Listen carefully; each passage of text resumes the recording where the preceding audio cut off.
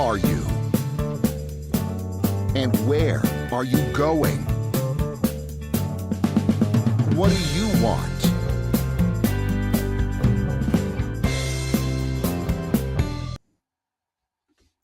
Hello and welcome to People Making Money. I'm your host, Kevin Bemmel, and I'm here every Wednesday at 10 a.m. Pacific time to talk about job hunting, starting and running a business, and building wealth. So the whole financial side of life.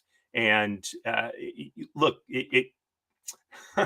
would that we were all independently wealthy, I suppose, and the wealth would be self-generating. We could spend our time on the beach eating bonbons and drinking beer or whatever, but of course that is not the reality of life. And so we need to spend a significant part of our waking hours handling these things, and not just, or maybe even primarily, for our own sake, but for the sake of our family, our loved ones. We have a responsibility to them to make sure that we make the best decisions possible when it comes to our finances. So today is the monthly Economic Echoes show, where I talk about the most recent economic data and what that means for us as individuals. But if you saw my show yesterday, at the end, I mentioned that I am going to talk for a few minutes about some of the current economic news. I'm not going to get into the politics of it, but there is, so at least if you're listening to other business podcasts, there is so much being talked about. And I think, unfortunately, it's being talked about in a very either simplistic or incomplete manner. And candidly, I think that's being done so because someone has a particular political axe to grind, and so they want to sort of slant it one way or the other, unfortunately. And the reality is that doesn't do us any good.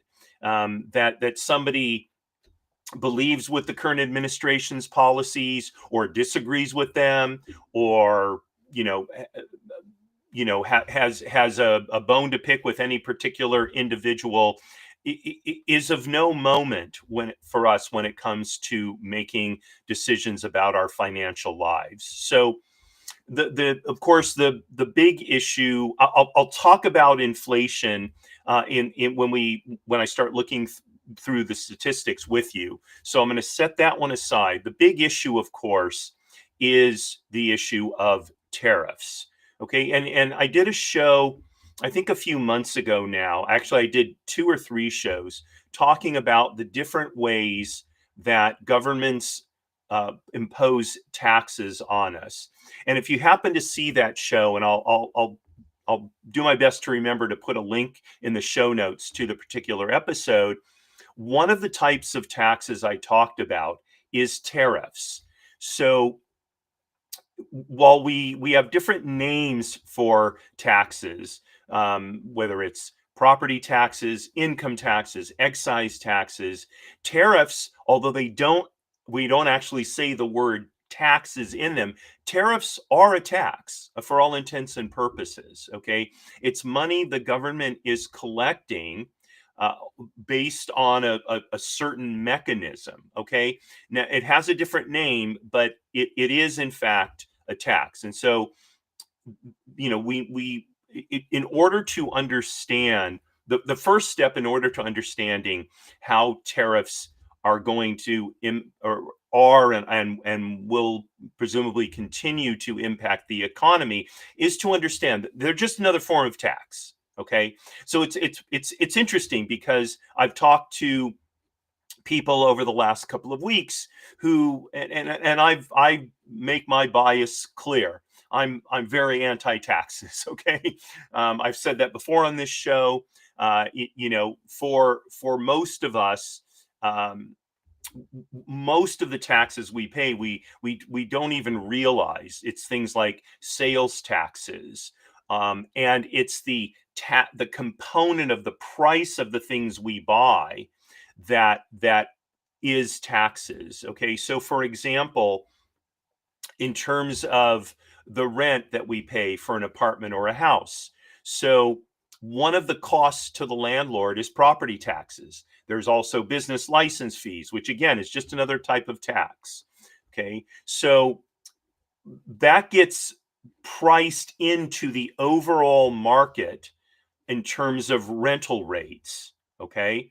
So people will say things like, well, if an owner's taxes went down, he's not going to lower his rents. Well, that may be true for an individual owner, right? He may not have to, even if his property taxes go down, okay, because the general level of rents is wherever it's at.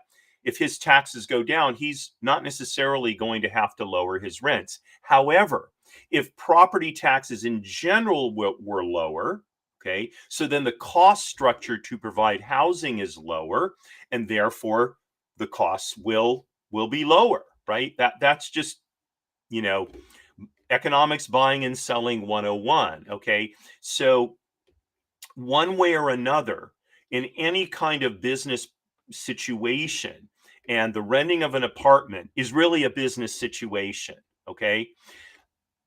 Any business that has to pay a tax, in essence, that tax, they're not paying it, it's being passed through to their customers or clients. Okay. And so that's fundamentally why I'm so anti-taxes. But what I find interesting is that people who are philosophically anti-taxes have told me that they're pro tariffs. It's like, well, you can't square that circle. To be pro tariffs is to be pro taxes. Right? So you can't say now that you have a principle of being for low taxes. Okay, I shouldn't say I'm anti-taxes. Obviously, we need to collect some taxes. Okay, but I'm in favor of low taxes, letting keeping the taxes as low as possible, and letting people keep as much of their money as possible to use how they choose. Okay, so it's a philosophical conflict to say that I'm in favor of low taxes and I'm in favor of higher tariffs. Okay, those two concepts are at odds. Okay, and speaking to one person about this, I won't say who it is. Don't want to embarrass the person, but the person said, "Well, businesses should have to pay their way." Okay, and that's why I mentioned a couple minutes ago, businesses just deal within the cost structure. Okay, so if we increase the taxes on business, inevitably that causes prices to go up, and I'll talk about that more when we talk about the consumer price index and where inflation is going. Okay, but the bottom line is that tariffs are a tax, and look, if you're in favor of higher taxes, then higher tariffs, presumably, at least philosophically, don't bother you. Okay. And we can go, if we want to debate this, we can go someplace, have a couple of bourbons, and we can talk about why lower taxes or higher taxes are better.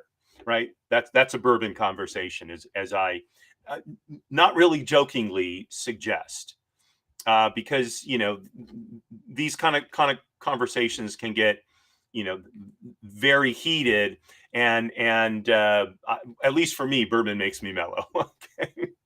All right. So that's number one. Okay. Number two is, and I meant to look this up before I started the show, and I just got out of a court hearing, right before the show had to start. So.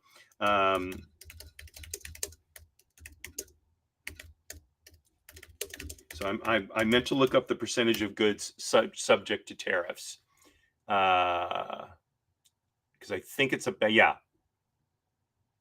Yeah. Okay, now. Okay. Percentage of goods imported is what I want. Okay. So, and I meant to look this up because I had heard somewhere. What? Oh my gosh. Okay. Perplexity is not helping me out here. My recollection is that only about somewhere between 10% to, I've heard 10%, I think I've heard 30% of goods are imported, which means only those percentages are subject to tariffs.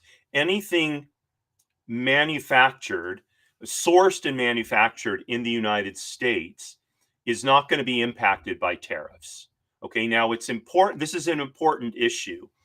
Yesterday, I was looking to buy a knife for cutting something called foam core. It's a type of material that has, it's kind of foam in the middle with thin cardboard on either side. And there's something called a utility knife. Okay. And I was looking for a utility knife that was made in the United States. Could not find one. Okay. The best I could find was made in the United States, materials sourced from outside the United States. Okay. That's different than something that's made and sourced in the United States. And it's an important distinction because for goods that are made with materials sourced in the United States, tariffs will not impact them at all in terms of their, their cost structure. For goods that are made in the United States with materials sourced outside of the United States, so when those materials are brought into the United States, those materials may be subject to tariffs. Okay?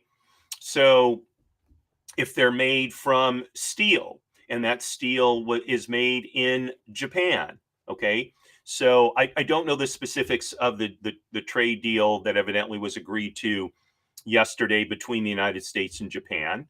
But if part of that agreement is that steel imported to the United States from Japan is liable to a tariff, so then that raw material steel, okay, the cost of acquiring that raw material for a U.S. manufacturer is going to go up. Okay.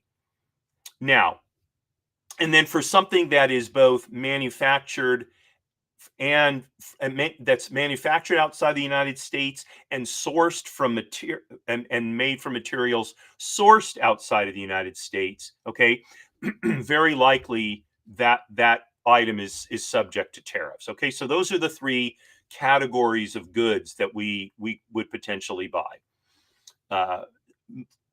Manufactured in the United States from materials sourced in the United States, not going to be tariffed.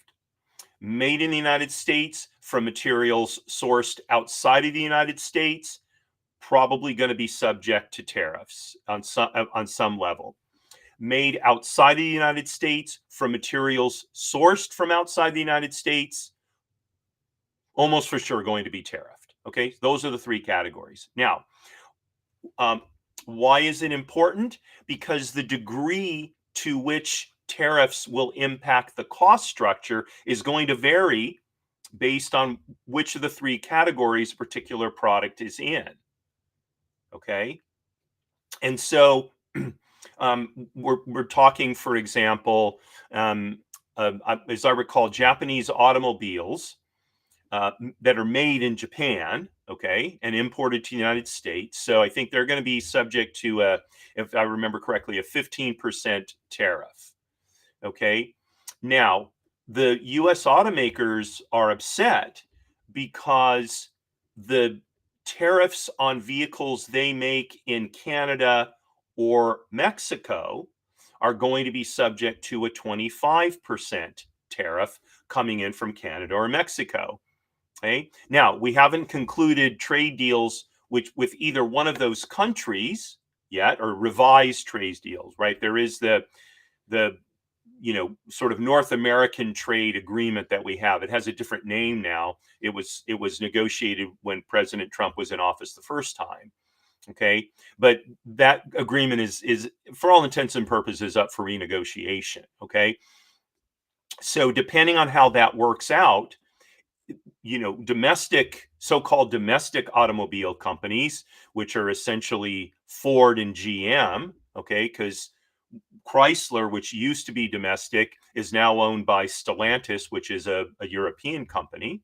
Okay, so they're concerned that they're going to end up paying higher tariffs than Japanese automakers do, right? So what, what is all of this about? Well, in theory, it's about bringing manufacturing back to the United States. Okay. So rather than domestic car companies manufacturing cars in Canada or Mexico, in theory, it would be less costly for them to do so in the United States, because then they wouldn't have to pay tariffs on the cars that they're importing from Canada and Mexico. But it's not that simple, okay? Because the wage levels are different in Mexico, Canada, and the United States. There's not one global labor contract for, say, Ford or for General Motors. Their labor contracts, they have separate labor contracts for each country. Okay, so their labor costs are probably lower in Mexico than they are in the United States. And they're probably lower in Canada also than they are in the United States. So if they bring manufacturing back from Canada or Mexico to avoid the tariffs, it may not make economic sense, because they're going to end up paying higher labor costs. And so they're still going to be faced with a higher cost structure. Okay. So when the automobile companies complain about the 15% tariff for Japan being unfair, I mean, maybe it is, but the reality is their cost structures are what their cost structures are. And the fact that they're paying a higher tariff rate to bring in cars from Canada or Mexico, that's just one of many, many factors that affects the cost the cost for them to manufacture a car. Okay. And so that's what I'm saying about it's oversimplified. When I hear there's reports about Ford and GM complaining, my first thought is, well, but that's just one issue. What are the other factors that affect your cost of manufacturing, right? And that could very well be one of the reasons why Japan was content to pay a 15% tariff, okay? Because they may think that whether the US, whether Ford and GM bring manufacturing back to the United States or not, they may be calculating we can still undercut them either way, right? Because as a car company, they probably have a pretty good idea of the broader cost structure faced by GM and Ford. And so they're not, they're negotiating with them and with that broad view. Whereas in the news, we're only hearing about a narrow aspect of this. And like I said, I've been listening to numerous business podcasts for the last few weeks, and I don't hear these issues discussed with any kind of like the complexity that's actually involved. Okay, so that's a second issue: is tariffs don't exist in isolation. They're part of the overall cost structure faced by a business. Okay. And they need to be viewed within that. Okay. Now, by the way, that's an argument against my principle, which is that I want to see, you know, low taxes, especially, I mean, I want to see low taxes for people and businesses, right?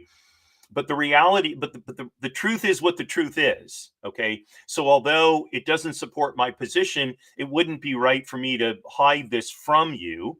Uh, you need to know about this so that you can make an informed decision about it. Okay. And then the third point I want to cover is, in the end, who pays the tariffs? Okay. So the tariffs are paid by the importer, the company that's importing the good from overseas. That's who is legally obligated to pay whatever it is, the 15% tariff or 25 or whatever it is. Okay. However, just because the importer is paying the tariff, that doesn't mean that they're bearing that expense. Okay.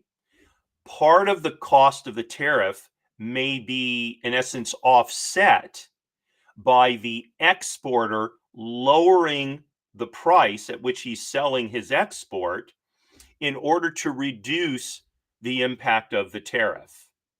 Okay, that can happen. Now, is that happening? If so, how much? Don't know. And again, I mean, I think I heard one person talk about this a little bit, but you know, some companies are absorbing the tariffs. Okay, because um, when you listen to reports about we're in earnings seasons for large companies, large publicly traded companies. When you hear the earnings reports, some of them are announcing that their earnings declined because they absorbed the impact of tariffs. What that means is they dropped their prices enough to offset the tariff that the importer pays, so that the cost to that importer essentially stayed unchanged even after paying the tariff. Now, that may be fine for now, but what's going to happen in the long term? Okay, so just because some exporters, for sure not all, but some evidently, right? Just because some exporters are absorbing or partially absorbing the cost of tariffs right now doesn't mean they will continue to do so. Okay, so there's the short term effect and there's the long term effect. And longer term, as tariffs, as all these trade agreements get worked out and all that kind of all that sort of, you know, I don't want to call it noise, that seems to be, minimizing it, but as all of the um, turmoil of the trade negotiations starts working itself out, right? Companies will see a new cost structure. Okay, and the fact of the matter is, as things level out in terms of what the new rules of the game are, okay, companies will be less willing, I should say exporters will be less willing to absorb those costs, because the bottom line is they won't have to. They'll start passing those costs through to their customers, okay, the importers. And the importers won't necessarily absorb those costs either.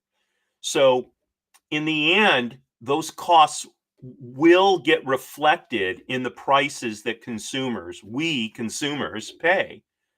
That's inevitable. They'll all get worked in. Okay. Now, will we see permanent lower earnings for businesses as a result of tariffs? Probably not, because the incentive is always for a business to maximize its earnings, right? Now, we as consumers, we want to maximize our wealth, right? And in theory, we want to do that by limiting our costs, okay? But the difference is that for any given product, there may be, there's a fixed number of suppliers of that product. Even for something like a utility knife, where it may seem like there's, 50 different suppliers of utility knives, in reality, there's probably one or two factories in China that make those utility knives that they then brand for all the different companies that sell utility knives. But if you were to buy all of them and look at them, you would clearly see that there's no difference between, most of them. Okay, and we see this here in the United States, like with food products. So it used to be that any food product you saw was manufactured by a specific manufacturer. Now, a lot of food manufacturers, even well-known food manufacturers, they will do what are called white label products, where it's the same product that the name brand is selling, but they'll put it under some kind of private label. And it'll be sold for less than the name brand, but it actually is the same product. Okay, so so there's a limited number of manufacturers, and so for anyone who wants to sell those those particular goods, it's going to be one of whatever the handful is. Okay. And why that's important is because there's, hundreds of millions of consumers, and we all act in our own individual self-interest, but that doesn't give us the kind of purchasing power, okay, that can necessarily offset the manufacturer's incentive to maximize their earnings or maximize their profit. Okay. Only when not sure, I shouldn't say only when, but typically where you see uh, um, sellers, sellers of goods pinched is during a recession, when consumers are having to tighten their belts and they just can't afford they can't afford what they used to be able to buy before. And so now manufacturers and sellers, they have to tighten their belts as well. Okay. But as the economy, as an economy recovers and goes into expansion, so consumers end up having more money to spend. And so manufacturers and sellers raise prices, and they regain their margins, their profit margins again. Okay. So that's not to say that we're powerless. We're not. We can always, look around for a better deal in buying a particular product, or in buying a particular service. We can just not buy it and conclude that we don't need it. I know I've done that a lot this year. There's several things. I was thinking about this last night. I used to pay for Sling and some other service, and I canceled it the beginning of this year. Don't miss it. There's so much streaming material for free, as long as you're okay with watching a few commercials now and then, and I just tune them out, frankly. So, I don't care what streaming services cost. I don't pay for any of them, and I won't. None of them are producing anything I want to see badly enough that I'll pay for a streaming service. Now that's me, right? You may have a different perspective. You may really love sports, and so the only way to see sports these days is through streaming services, right? That's whether it's the NFL or the NBA or whatever it is, right? So then, that's a decision, that you'll make. But, there's a lot of pricing power on the streaming services, for example, because if they have the NBA contract or the NFL contract, right?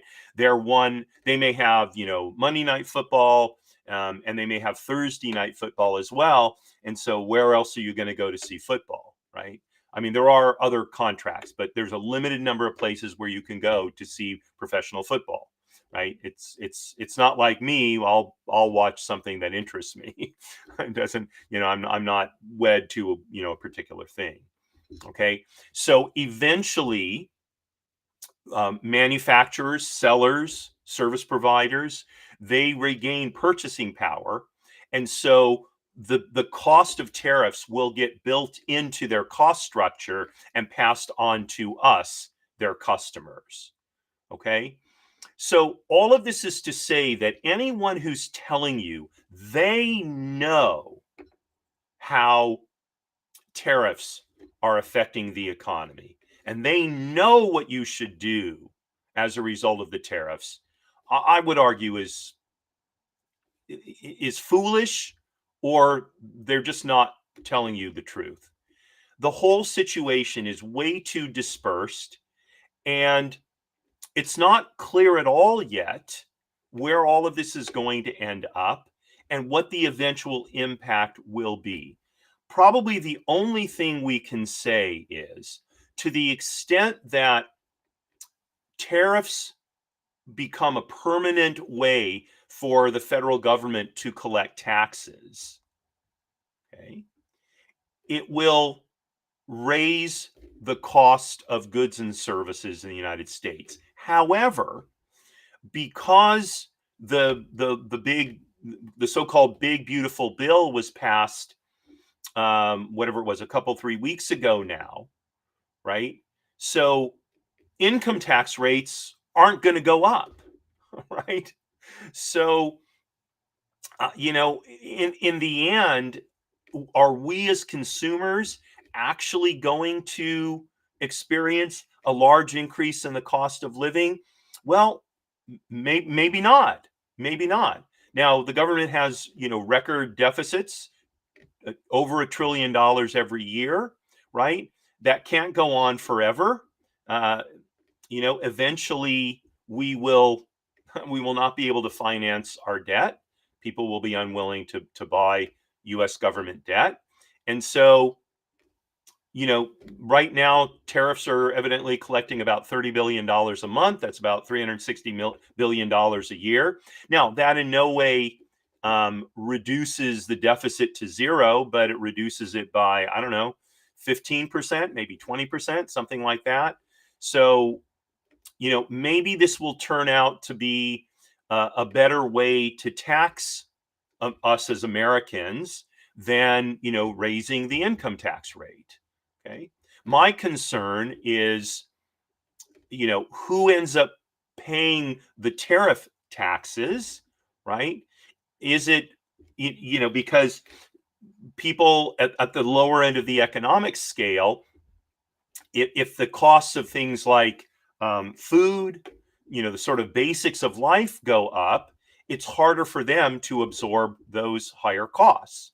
If the costs of luxury cars and super yachts go up, who cares? I mean, the people who are buying that, they can afford higher prices. What does it really matter? Or they can just not buy them. If it's too expensive, they just won't buy them, and that's that, right? Now, for the people who manufacture those things, of course, that's a problem if demand for them goes down, right? So you can see right away my indifference to something like super yachts.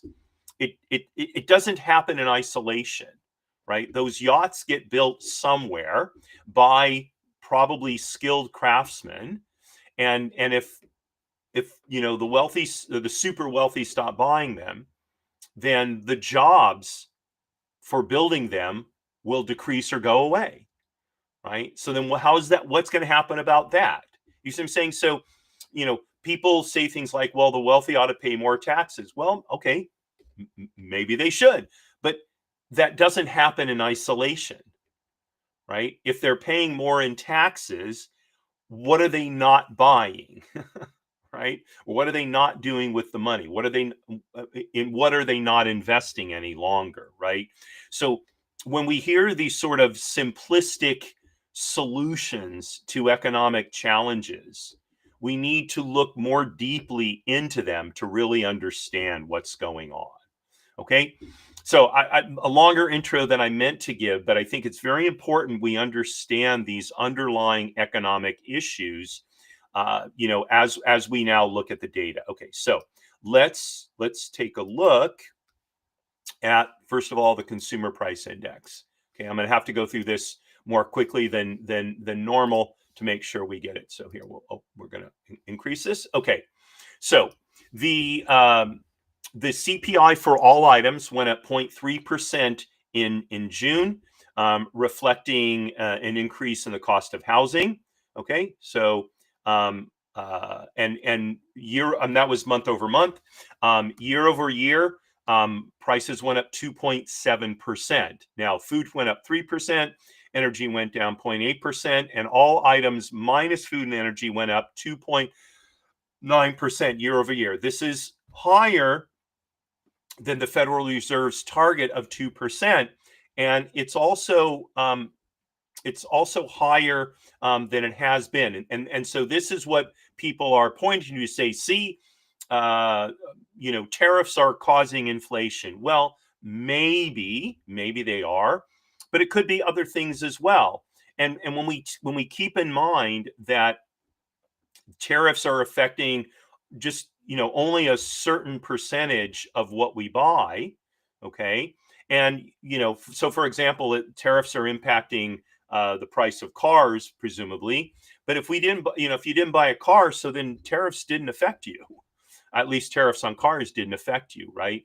And so it's difficult to say yet whether tariffs are working themselves into inflation. Although, look, it would be better if inflation less food and energy was, at 2.5% or 2.4%. That would clearly be better for the economy. Okay, it's not. So it's but 2.9% is not horrible by any stretch of the imagination.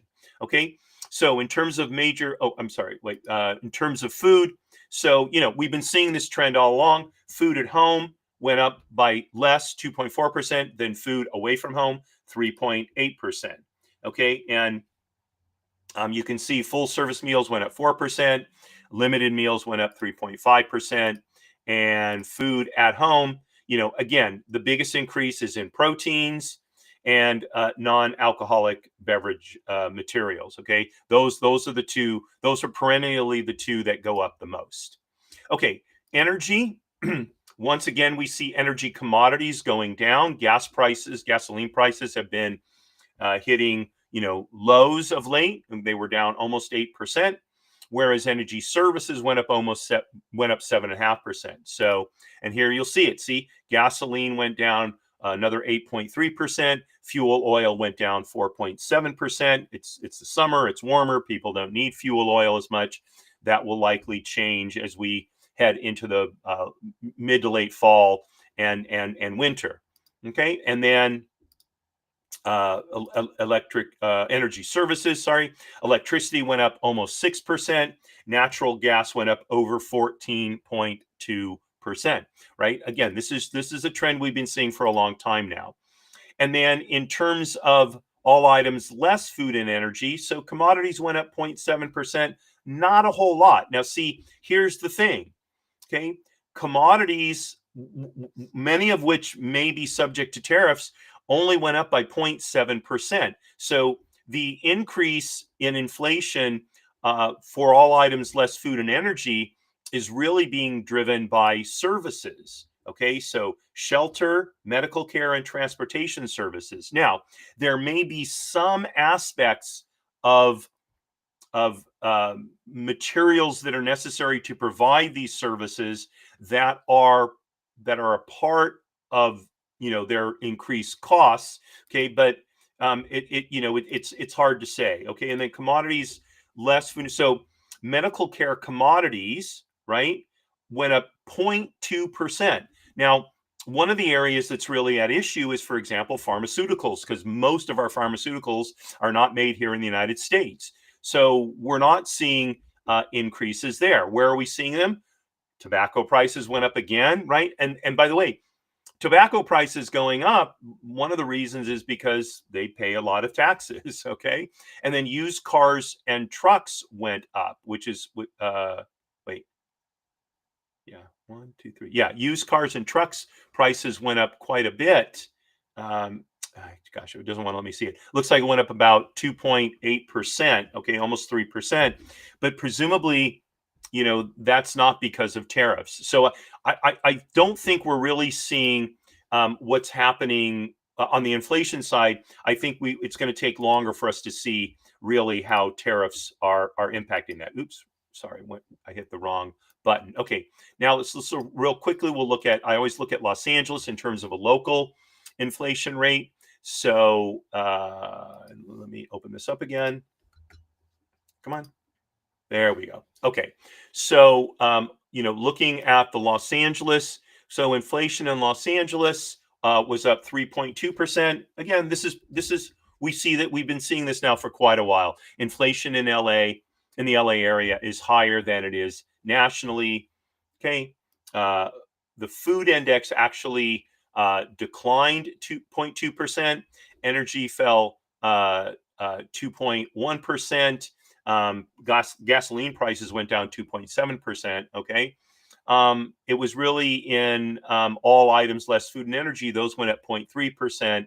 And so it's with the so-called core inflation that keeps the consumer price index for the LA area going up higher. You can look at this for your area just by searching CPI and the city or town you live in. Okay, let's look at let's look at earnings.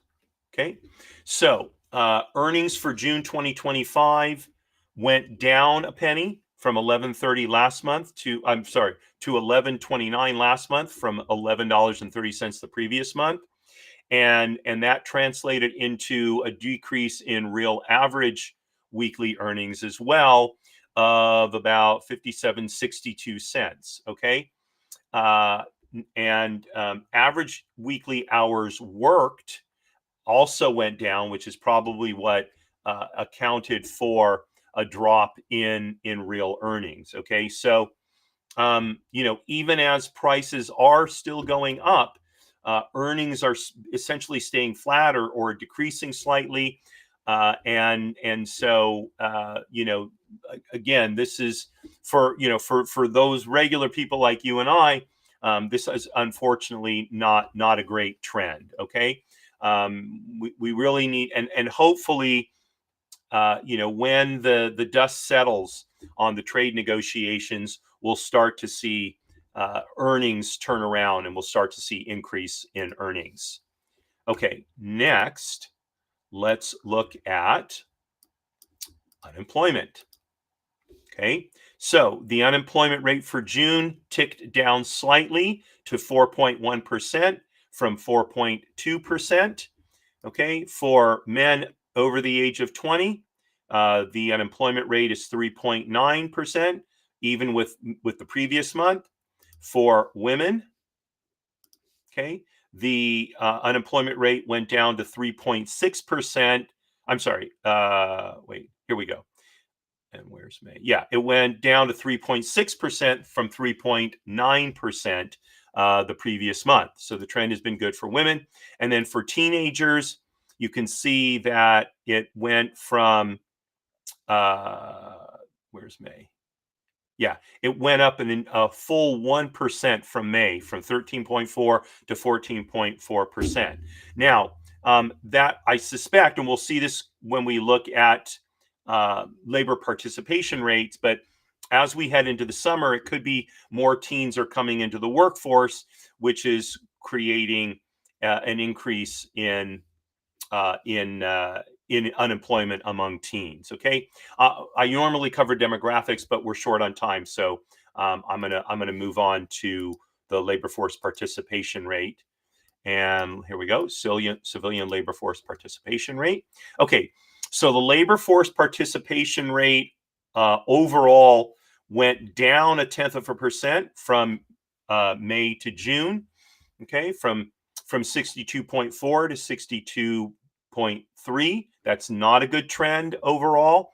And you can see historically that it's lower than it. It's very low compared to, well, not very low, but it's significantly lower than it was 20 years ago. This is not a good trend for employment overall.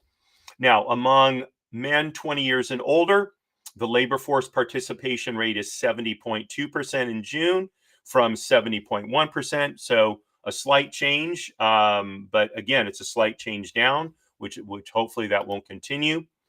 For women, okay, the labor force participation rate in June is 58.5% versus May 58.6%. So again, we're seeing a pattern of the labor force participation rate declining 0.1%. And then for teens, okay, well, so this is here, it went, looks like it went down. In May, it was 36.2%. In June, it's 35.1%. So at the same time that unemployment for teens went up 1%, their labor force participation rate went down 1%. Very bad trend for teens. That means that despite 1% of teens leaving the workforce, they're still increasing unemployment. Okay, this is not good. And you can see, by the way, that teens are at 35%, whereas 20 years ago they were at 43%. That's an 8% change. And let me get rid of teens now. And you can see women have held a little steadier, 58.5, whereas 20 years ago they were at 60.3, so only about a 2% different. But men were at almost 76%, and they're down at 70%, right? So the trends in labor force participation overall are not good. All right, let's go on now and let's look at employment by industry. Okay, so monthly employment changes. Okay, what we're seeing is in June, we see 73,000 net more government sector jobs. And we're seeing 51,000 net health and education jobs, which is primarily driven by government spending. So by far, the two largest gainers in employment are really driven by government spending. The other two big winners are leisure and hospitality, 20,000 new jobs, and construction, 15,000 new jobs. Now, the losers are manufacturing, right? So even as the tariffs presumably are going to expand manufacturing here in the United States, we're seeing manufacturing jobs decline overall. Wholesale trade is down. That shouldn't be so surprising. Okay. But transportation and warehousing is up. Okay. But these other ones, fairly smaller amounts. Okay. So let's look. Where are government jobs increasing? Well, this is following the trend that we've seen. Federal government jobs are decreasing, but they're being far more offset by state and local government jobs. Now, if government jobs have to increase, and maybe they do or maybe they don't, that's a bourbon discussion. It's better for them to increase on the state and local level, closer to where their constituents are, right? And that's kind of the point of shrinking the federal government is to, in essence, force government services closer to the people receiving those services. So the idea is there's no point in sending money to Washington, D.C., essentially, to then have Washington, D.C. send that money back to the states from which it came. Okay. So that's where you're seeing job increases. And you're seeing them in state government education. That's really the big gainer in terms of that. And then local governments, again, it's education. You're seeing the larger gains. Okay, in terms of private education and health services, so private education declined, which is what we've seen for quite a while now. But healthcare and social assistance have increased, and those are both driven by government spending, frankly. So you can see across all sectors they're increasing. And then finally, construction. So it's specialty trades. This is the second or third month in a row where job increases have been in specialty trades, whereas construction of buildings and heavy and civil engineering have decreased. Okay, and then, wrong one. And then, and then leisure and hospitality. So arts, entertainment, and recreation and accommodation, food services both increased. And again, this is the trend we've been seeing. Performing arts, spectator sports, etc., increased. Museums, historical sites, unchanged, almost unchanged, small decrease. Amusement, gambling, and recreation increased. Okay, and then food and services. So accommodations decreased, while food, services, and drinking places increased. Okay, so these have been trends we've been seeing now for quite a number of months. On the decrease side, manufacturing, so durable goods and non-durable goods manufacturing decreased. Now, interestingly enough, furniture manufacturing increased, so did transportation equipment and electrical equipment and appliances. Those increased, as did non-metallic mineral products, okay? But computers decreased, machinery, fabricated metal, wood products, all of those decreased, okay? Now, let's look at, and then non-durable goods. So food manufacturing and plastics and rubbers decreased. Pretty much all the rest were little changed or increased. Paper manufacturing increased, etc. But it's these two major ones, food and plastics and rubber decreasing, that caused an overall decrease in non-durable goods manufacturing employment. Okay, professional and business services also went down. So professional, scientific, and technical services, that's where I am. Those decreased. So I guess my competitors are leaving, although not my competitors. Legal services, accounting, those increased. I don't know, and then more of the sort of computer and advertising. Those are the ones more that decreased. Okay, and then okay, so those are the sort of losers and gainers. And then looking at the year-long picture, so we're 6 months into the current administration's time in office, and so we're starting to see a clearer picture of how employment might might change under their administration, and so we're starting to see the monthly figures and the 12-month figure starting to align, whereas 4, 5, 6 months ago they weren't as closely in alignment. Okay, because how the previous administration was handling things resulted in different employment patterns. But you can see here that construction went up, private education health services went up, government went up, leisure went up, monthly and yearly. Okay, and manufacturing has been down, as have professional and business services.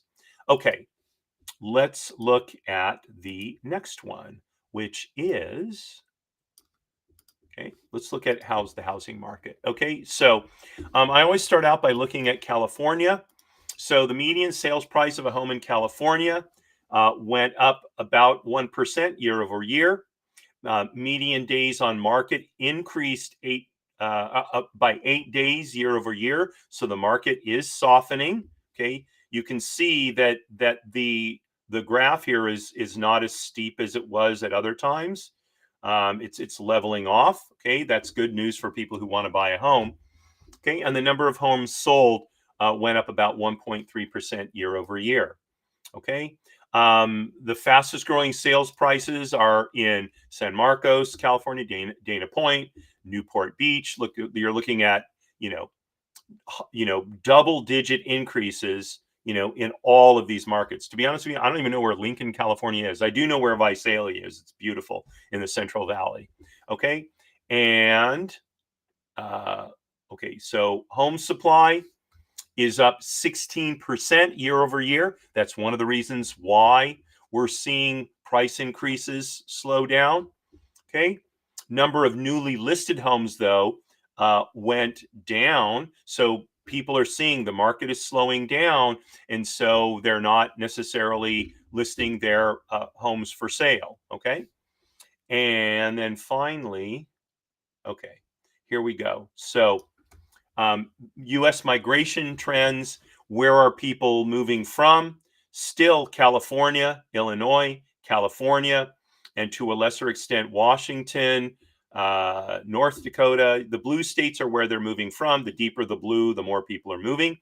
And the darker the orange, the more people are moving there. So Florida still is the top destination, with the Carolinas and Tennessee and Arizona following them, most closely. And then, Texas is not as hot a place to move to as it was. So the 10 areas people are moving to inbound. Okay, Sacramento is the one place in California where people are moving to, but you'll notice 1, 2, 3, 4 of the others are Florida, and then you've got South Carolina, Maryland, Arizona, and Nevada. Okay, and where are they moving from? Top destinations: Los Angeles, New York, Seattle, San Francisco, Washington D.C., Chicago, Philadelphia. You can see it's almost all large cities. Hartford is not a large city, but other than that, it's all large cities where people are leaving in the latest survey. Okay, normally I go over another market, but I'm coming up on time here, so I'm gonna take a quick look at rental rates.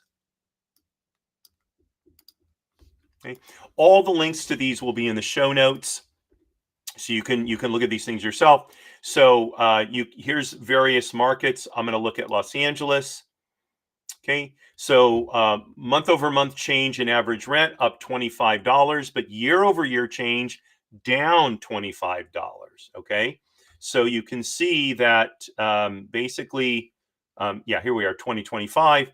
Uh, rents, it's essentially, um, uh, you know, didn't.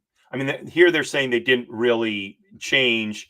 So there's this is the same thing we saw before, where what's reported here and what's reported here don't quite align. But the bottom line is rents are relatively stable in Los Angeles right now. Okay, and the market is warm but not hot or cold. Okay, and you can look at some of the sub markets here. Okay, and I compare this with Omaha. Let's see if I can get Omaha here. Omaha, Nebraska. Okay, so Omaha, Nebraska, too. Average rent was up $2 month over month, $150 year over year change. Okay, not really reflected in this chart. The market is warm as well. Now, we are seeing the markets warm up because over the summertime people do move, and so I think we're seeing that reflected in these statistics. Okay, and the last thing I want to cover is the index of consumer, or the survey of consumers, consumer sentiment. Okay, these are done by the University of Michigan. Now you can see the month over month changes are all positive. So in general, consumers, and this has been the trend for the last month or so, a month or two, it is improving, although it is still the index of consumer expectations are still down almost 15% from a year earlier, and almost 7% lower from a year earlier in terms of the index of current consumer sentiment.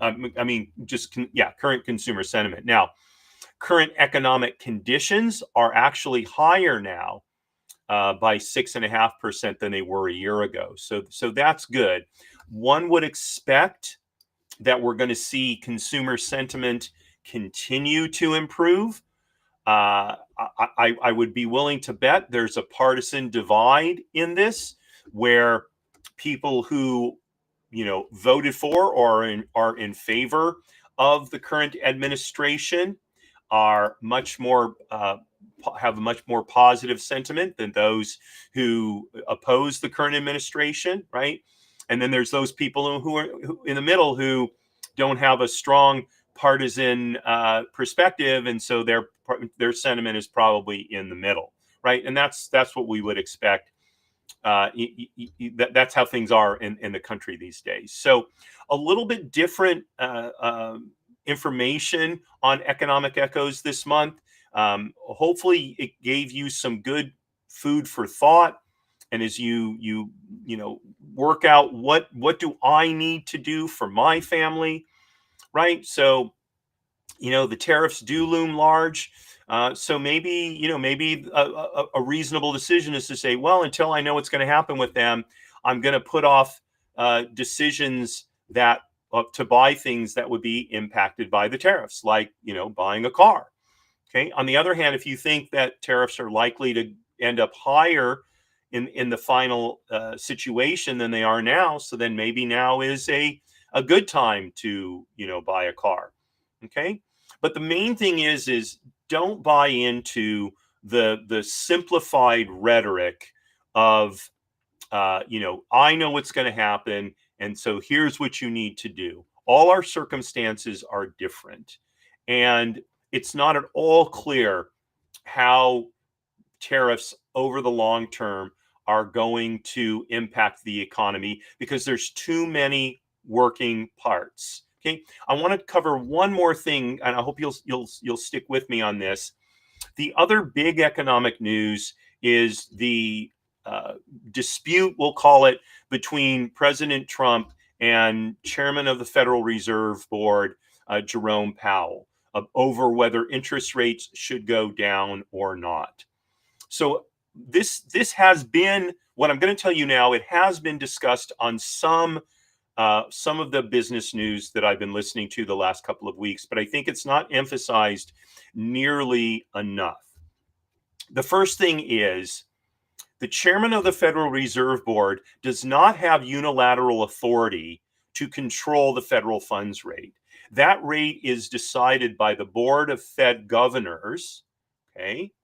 And they look to reach consensus. Now, there are times when one or two will dissent from the majority's decision, but they do look to reach consensus among all governors.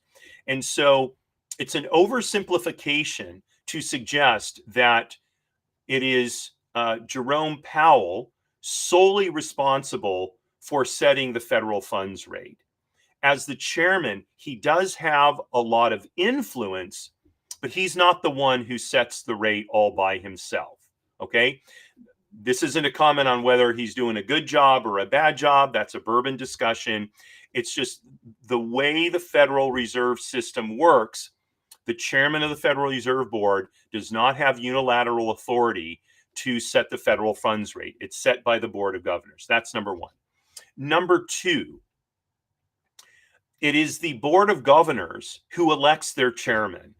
Okay. So if Jerome Powell were to decide to resign early or to resign the chairmanship and just take his seat as a regular member of the board, okay, President Trump can nominate a new chairman of the board, but that nomination can be overridden by the larger governing body itself.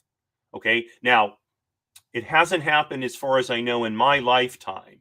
Okay. But given the sort of fraught situation going on right now, it's not outside of the realm of possibility that something like that could happen.